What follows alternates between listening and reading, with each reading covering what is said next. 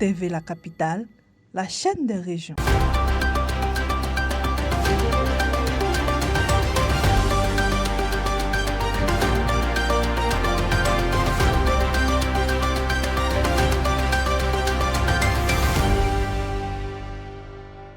Le 30 mai 2026, Koné Yoboum, sous-directrice de l'école de base de l'INFAS, a annoncé le démarrage officiel des travaux de la future antenne de Daloa lors d'une cérémonie à l'Institut. Des salles délocalisées sont aussi en construction au CHR de Daloa. Prévu pour une durée d'1 an, le projet vise à doter l'antenne d'infrastructures modernes et stables, alors qu'elle occupe actuellement des locaux loués. Malgré cette précarité, l'établissement affiche plus de 97% de réussite aux examens 2024-2025. Madame Koné a salué l'engagement du personnel et les initiatives du directeur, Dr Andri Célestin, qui ont boosté les résultats.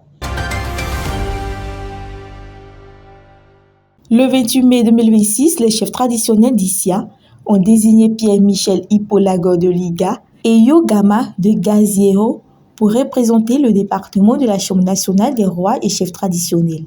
Ils succèdent à Séridé Justin et Gédégueye Zérifi, décédés en 2025. Ancien directeur de l'administration du territoire et magistrat, les 2 nouveaux délégués ont été choisis à l'issue de médiation lors d'une cérémonie présidée par le préfet Seka Fidèle. Celui-ci a salué l'esprit de fraternité et rappelé que la Chambre est un organe consultatif clé pour la cohésion sociale entre administration et communauté. Le 29 mai 2026 à San Pedro, le ministre Jacques Assaouri Conan a appelé les riverains de l'agroforêt de Monogaga à adhérer au projet de restauration lancé avec Root Right Foundation, promettant des retombées économiques et sociales. Plus de 97% des 40 000 hectares sont dégradés par le cacao et l'EVA, touchant ainsi 45 000 habitants. Le plan de 32 milliards de francs CFA sur 10 ans vise à restaurer 26 000 hectares, passer la couverture forestière de 3% à 62%, créer des emplois et investir 11 milliards dans les communautés.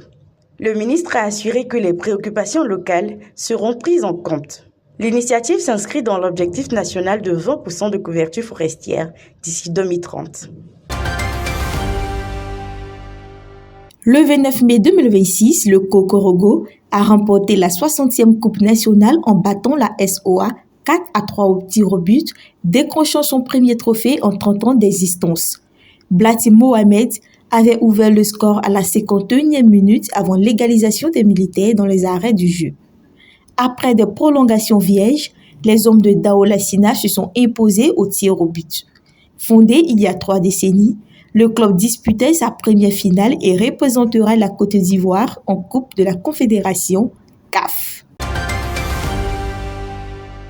Le 30 mai 2026, le collège moderne Nonamboa Kwasi 3 d'Abangourou a baptisé son infirmerie du nom de Nonan Kwaku Kwao le patient 3, chef du canton de Niablé, lors de la 2e fête de l'excellence.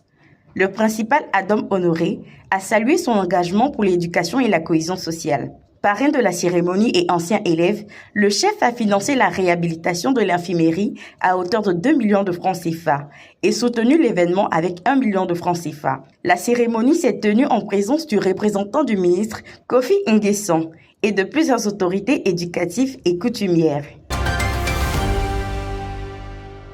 Le 28 mai 2026, l'ONG Opinion Éclairée a organisé à Kounfao une séance de sensibilisation sur le dialogue social, la paix et la réconciliation, présidée par la sous-préfète Zawi Patricia Dakouri. Devant chefs, leaders religieux et acteurs civils, elle a appelé à promouvoir tolérance et expression démocratique pour consolider le vivre ensemble. Le directeur du musée de Bondoukou, Bema Ouattara, a rappelé la tradition de coexistence pacifique dans le Zanzan, où 14 ethnies cohabitent. La présidente de l'ONG, Nessé Mondelor, a insisté sur le rôle de la démocratie pour bâtir une société inclusive et respectueuse des différences. Ouverte le 1er juin 2026 à Boisseau, la Foire nationale de l'emploi et du recrutement propose aux jeunes du Sud Comoué 200 formations, 300 stages de qualification, 1300 stages d'immersion et des financements de projets. Selon Koutou Akbani, chef de projet emploi jeune, l'événement facilite la mise en relation entre jeunes, recruteurs et financeurs. Le directeur régional Yuan Djebi et le secrétaire général de préfecture, Assia Benon Firmin, ont exhorté les jeunes à saisir ces opportunités en misant sur l'auto-emploi et l'excellence. Une conférence sur la fiscalité a marqué la première des 3 journées de la foire. Le 30 mai 2026, à Drimbo, 150 maires de la sous-préfecture de Lolobo ont été célébrés en avance pour la fête des mères à l'initiative de la sous-préfet Aloko Nguesson Ange Leslie. Issus des 14 villages et 2 campements, les récipiendaires étaient majoritairement des responsables d'associations féminines et des ressortissantes de la CEDEAO. Le parrain Dr Jules Conan a rendu hommage au sacrifice des mères, piliers de l'éducation et de la société, tout en exhortant les jeunes à un comportement responsable. La sous-préfète a souligné que cette première édition vise à valoriser la place des femmes et encourager leur implication dans le développement local, encore jugé faible depuis sa prise de fonction en août 2025. Ouvert le 27 mai 2026 à Grand-Bassam, l'atelier réunissant le ministère de l'Agriculture et le Centre WAVE vise à reviser le plan national de riposte contre les maladies virales du manioc.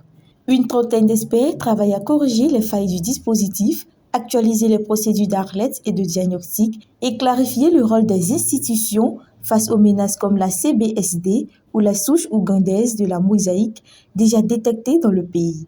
Pour président Kwasi Nazer, cette détection confirme la nécessité de renforcer la surveillance.